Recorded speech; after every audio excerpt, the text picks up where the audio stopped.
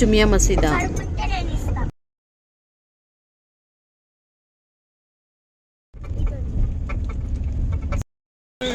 ఇది టిప్పు సుల్తాన్ ప్లేస్ అంట. శ్రీరంగపట్నం వచ్చాము. అక్కడ ఉంది టెంపుల్, అక్కడ దాకా నడవాలి.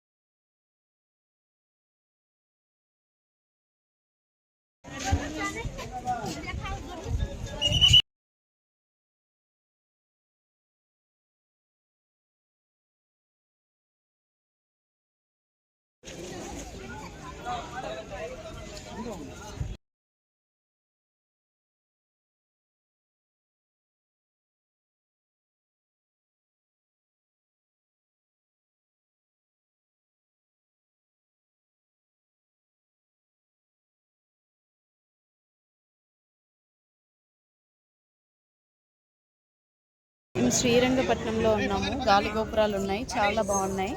మన హైదరాబాద్లో ఉంటుంది కదా, సేమ్ అలానే ఉంది.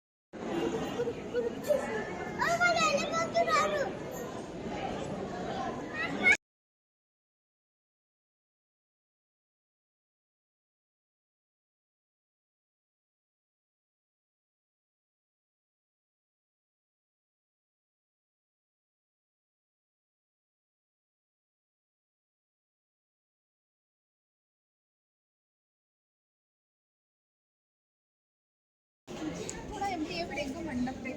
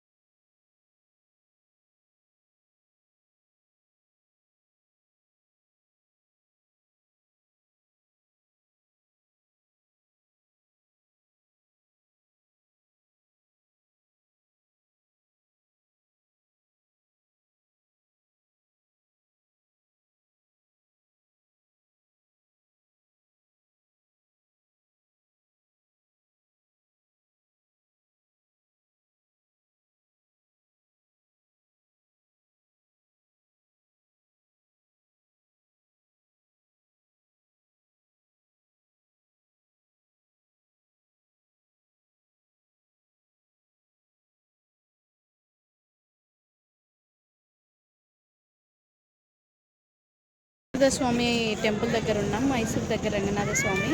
లోపల విగ్రహం చాలా బాగుంది, రష్ అయితే లేరు ఇక్కడ.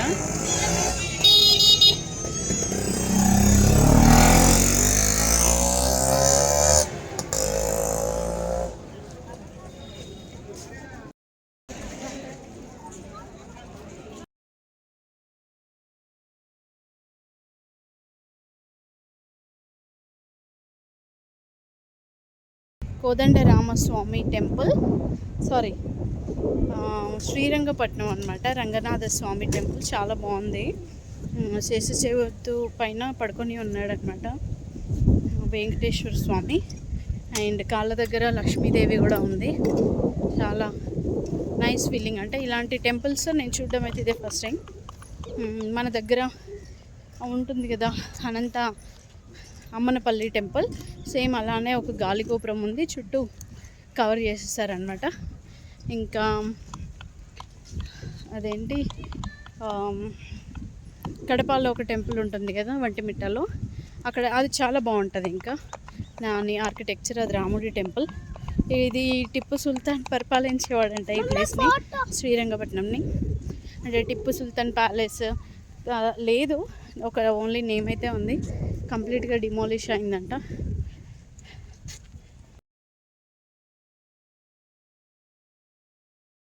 ఫోర్ డేస్ 5 డేస్ ట్రిప్ అంతా కంప్లీట్ అయిపోయింది.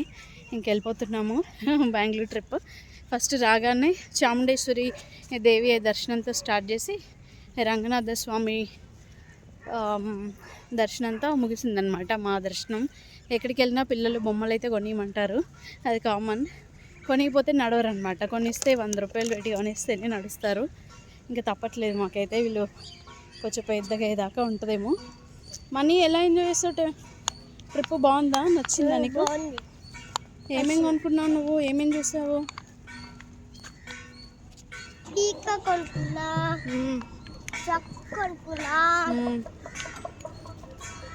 ఏమేమి టెంపుల్స్ వెళ్ళావు?